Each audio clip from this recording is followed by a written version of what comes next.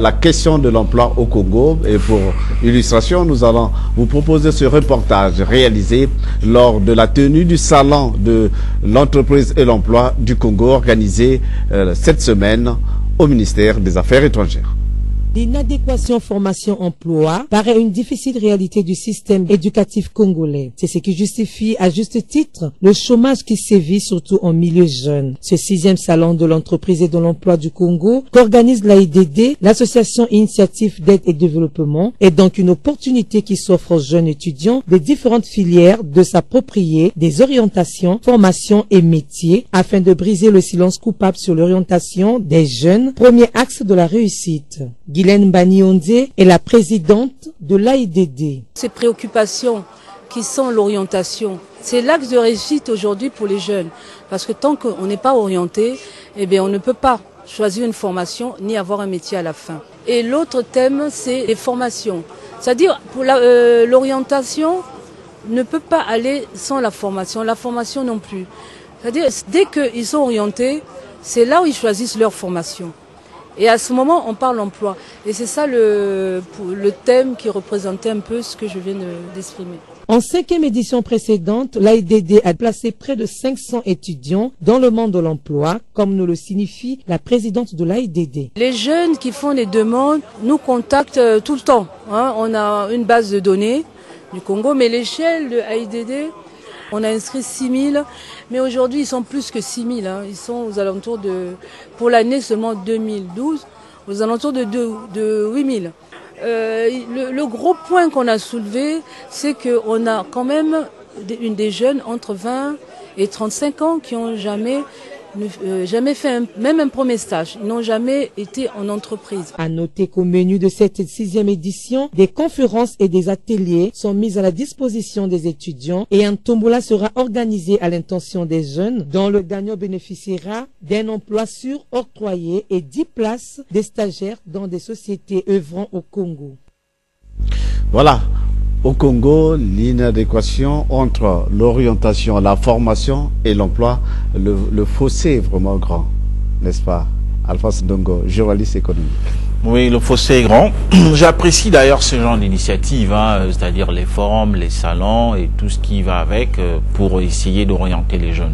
Seulement, il faut reconnaître le caractère un peu limite de toutes ces manifestations parce que ça n'apporte rien à ceux qui sont sur le pavé. Ça n'apporte pas grand-chose, sinon aller mobiliser des entreprises, faire venir quelques étudiants qui remplissent la salle. Mais si on fait un bilan, je crois qu'il n'y a encore un terme concret, il n'y a encore rien. Combien de jeunes arrivent-ils à s'offrir un travail à l'issue d'un salon ou d'un forum? Je n'en suis pas sûr que ça déborde les doigts d'une seule main. Mais cela étant, il faut reconnaître quand même que la situation de l'emploi est préoccupante, pas seulement au Congo, un peu partout. En Afrique et même en France, vous avez suivi récemment que la France frôle pratiquement un 8 fort, comme on dit vulgairement au Congo, n'est-ce pas, de taux de chômage. Tandis qu'au Congo, les chiffres sont assez têtus. Nous sommes à 2 chiffres selon les statistiques de la Banque mondiale. Je ne dois pas les prendre avec pincette parce que c'est quand même la Banque mondiale qui nous les communique. On est entre 25 et 34% selon les catégories, n'est-ce pas, socio-professionnelles au Congo.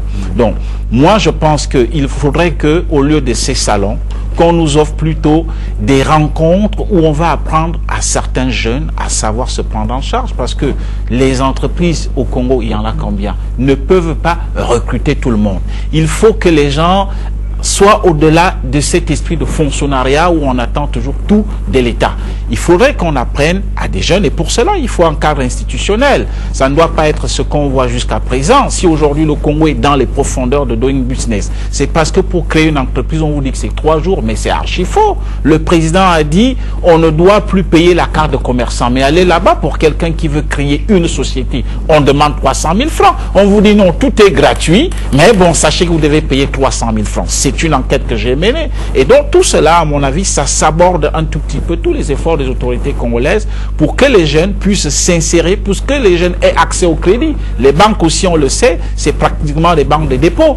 Vous ne pouvez pas avoir accès à un crédit de 100 000 francs. Quelqu'un qui veut vendre du foufou ou je ne sais pas. Et des jeunes Congolais sont extraordinairement intelligents, pétris de talents, ils ont de grandes idées. J'en discute avec certains tout le temps. Il y a un jeune comme Mankou qui vient de créer une tablette tactile avec un téléphone, smartphone.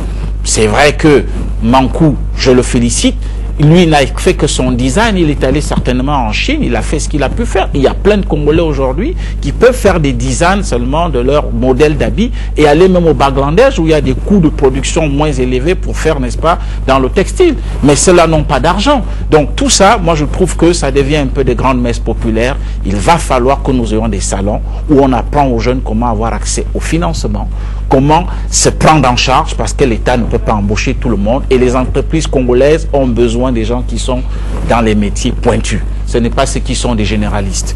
Voilà ce qui relève la question de l'emploi au Congo. Alors, Sadio Kanté, quelle analyse ou quel commentaire faites-vous de la politique du Congo en la matière? Le premier discours politique que j'ai discerné en tant qu'être humain, c'était en 89, lorsque le président de la République a dit ici que le secteur public n'était pas, la fonction publique n'était pas le déboucheur automatique à l'emploi des enfants. Mais je n'avais pas eu la promptitude de me poser la question, si la fonction publique n'est plus un débouché automatique à l'emploi pour les jeunes Congolais, qu'est-ce qu'on leur a mis à côté? Et donc cette question, là voilà, elle se repose aujourd'hui, plus de 20 ans après, c'est que en matière de doing business, partout ailleurs dans le monde où une entreprise se crée en 3 jours, ici il faut 163 jours. Et avec tout le bakshish qu'il faut, ça ne suffit pas. 163 jours, on a le temps ailleurs de créer des dizaines d'entreprises. L'État congolais est pourvoyeur à hauteur de 80 000 emplois ici au Congo pour 4 millions d'habitants. Et au Mali, il y a 15 millions d'habitants, il n'y a que 39 000 fonctionnaires. Donc le Congo a atteint quelque chose de très fort, mais d'autres secteurs étant peu développés, il se trouve que quand on ne prend pas le secteur informel en compte, il y a jusqu'à 76% de taux de chômage ici. Et c'est très très grave. Donc ça nous ramène à quoi? Au taux de banditisme qui s'élève, l'oisivité étant passez-moi l'expression, le vice de tous les maux. Nous nous retrouvons dans des situations difficiles à gérer par la suite, parce que je vais vous dire une chose, savoir dégager les priorités dans un management, dans une gouvernance. Et dans les priorités, il faut savoir aussi dégager dans les priorités ce qui est urgent, ce qui est nécessaire et ce qui est important. Ici, nous ne savons pas faire tout ça, ça il faut le reconnaître. L'État congolais a un déficit de gestion de son public, de son patrimoine et de ce qu'il peut avoir comme potentialité. Voilà. Moi, je pense que de telles initiatives seraient menées par l'État. Mais là, on voit, c'est une structure, c'est une association qui s'engage. Voilà. Voilà. Quel serait alors, selon vous, le rôle de l'État? Le rôle de l'État, dès lors que l'État s'était désengagé d'abord, il faut le dire. Alors, je crois que c'est comme m'a dit mon frère Alphonse, il faut qu'on arrête avec ces messes qui présentent toujours un Congo assis. Pour un pays qui tend vers les méchances, on doit arrêter avec de telles choses chaque fois dans des grandes salles, bourrées des papiers, des théories. Aujourd'hui, le Congo a des réels problèmes. Sadio l'a dit. Aujourd'hui, il faut essayer de voir les secteurs. Or, ce ne sont pas des hommes riches qui manquent dans ce pays, il faut le dire. Mais ils n'ont pas pitié de cette jeunesse. Les potentiels y existent. J'ai frissonné lorsqu'elle a dit, ça m'a rappelé quelque chose. Le conseiller du ministère, un conseiller du ministère de la Chine, qui a travaillé avec l'ambassadeur chinois qui vient de partir, nous a dit ceci. Vous marchez sur des mines d'or, dans le domaine de l'agriculture. Nous avons un ministère de l'agriculture, le ministre doit nous suivre. Alors vous croyez que pour booster l'emploi dans ce domaine, il faut attendre des grands séminaires comme ça qui vont perdurer. Au sortir de là, c'est des jeunes affamés qui n'ont même pas une bouteille d'eau maillot. Attendez, c'est pour faire plaisir à qui? Je vais être direct. Nous avons le secteur de l'agriculture. Quand vous partez du Diri jusqu'au Haut Congo, vous avez de l'espace. Il y a eu cette expérience au Congo, par exemple, de Matsumba, vous vous souvenez. Est-ce que vous ne pensez pas que ces terres vides peuvent être exploitées?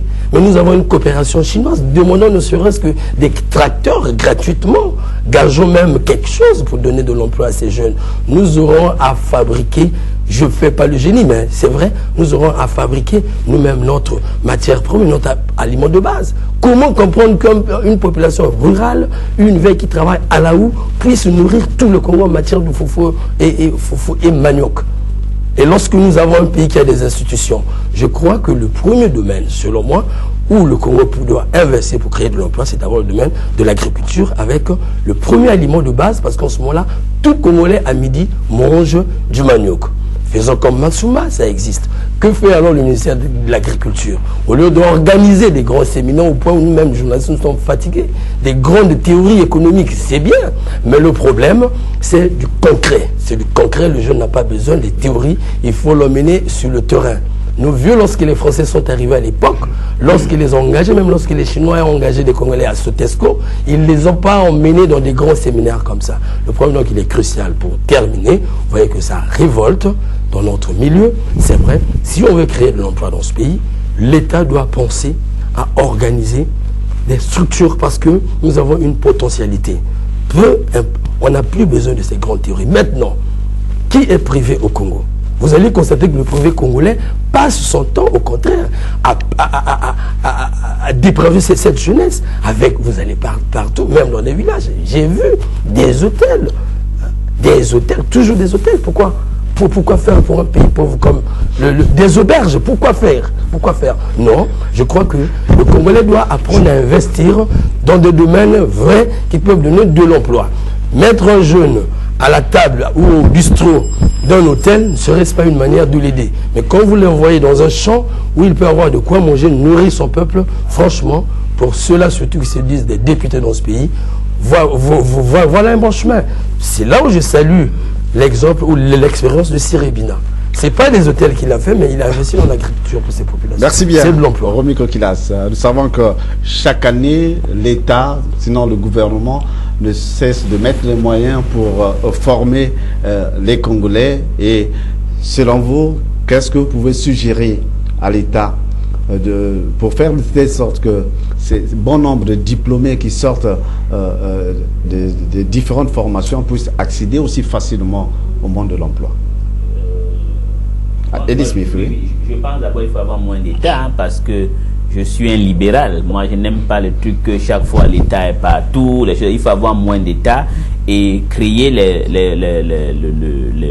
un système où on va attirer les investissements au Congo. Parce que s'il y a beaucoup d'investisseurs, et surtout dans les secteurs d'emploi de masse, par exemple dans le secteur de services, parce que on a les gros chiffres, comme par exemple le Total va avoir 10 milliards d'euros dans les puits le développement de puits dans le sud, Moyo Bilondo, mais 10 milliards, ça paraît gros, mais combien de personnes vont être recrutées dans ce secteur pétrolier? C'est ça le problème. Donc pour résoudre ce problème, il faut ouvrir, il faut que le Congo soit vraiment très libéral, faciliter que les investisseurs viennent. C'est pourquoi quand on regarde dans la charte de Doing Business, si on trouve que le Congo est parmi les pays en faillite comme la République démocratique du Congo ou la République centrafricaine, c'est quand même grave. On ne peut pas progresser, c'est seulement seul. Pour créer des emplois, il n'y a pas de recette miracle. On a vu les pays comme la Chine, ou par exemple dans l'Union européenne, on avait le cas de l'Irlande, qui avait facilité que les compagnies viennent s'implanter. Pour que les sociétés viennent ici, il faut qu'on ait un bon système judiciaire. Il ne faudra pas que quand toi tu viens comme investisseur avec un Congolais, parce qu'il est député, on sait que bon, on va accepter qu'il met peut-être 1 milliard, après tu le raquettes, vous allez dans un procès et c'est toi toujours qui va gagner, ça va faire fuir les investisseurs. Donc il faut qu'on crée les moyens pour attirer les investisseurs. C'est là où l'État peut intervenir. On a le problème qu'on appelle les zones économiques spéciales. Il faudra que ces zones économiques spéciales deviennent maintenant actives. Il ne faudra pas que les mêmes membres du gouvernement commencent à la saboter. Il faudra que depuis, par exemple, on a créé les zones économiques spéciales, ça fait depuis 2009, on ne voit rien. Pas parce que le ministre qui est en charge ne veut pas travailler, c'est parce qu'il y a les mêmes ministres dans le gouvernement ce même gouvernement qui mettent les bâtons dans le roue, qui empêchent les autres investisseurs ne Vous en viennent. avez la preuve, monsieur Lee. Il y a une preuve. Par exemple, quand on a fait les zones économiques spéciales, on va par exemple chercher une société qui fait les études de faisabilité. Quand l'État est incapable de le payer, Les Singapouriens. les Singapouriens, Oui. si l'État est incapable de le payer, ça veut dire que l'État vraiment, soit il ne sait pas ce qu'il est en train de faire, soit par exemple, vous avez l'ennemi dans la maison, ça veut dire que le chef de l'État, il veut faire quelque chose. Ça peut être qui l'ennemi? Bon. Mais c'est le ministre des Finances qui en cherche les paiements des fournisseurs. Voilà, S'il n'a si pas donc payé, maintenant il n'est pas capable de payer, ça faut veut le dire dire, que le chat par le chat. Oui, s'il n'est pas capable, ça n'engage que vous. ce n'est pas le problème d'engagement, monsieur Obalgantin, on le dit. Si vous partez faire une étude de faisabilité quelque part, c'est sur base de cette étude de faisabilité que les autres investisseurs vont dire, écoute, pourquoi je vais préférer investir au Congo que d'investir en République démocratique du Congo ou au Cameroun. Mais quand elle n'est pas payée, ça veut dire jamais, il n'y aura jamais d'emploi au Congo, on aura les grandes... Voilà, donc, merci, le problème merci sera beaucoup, merci beaucoup. Nous allons évoluer, nous allons aborder les deux derniers sujets en international. Les autorités tchadiennes ont procédé à plusieurs arrestations ces derniers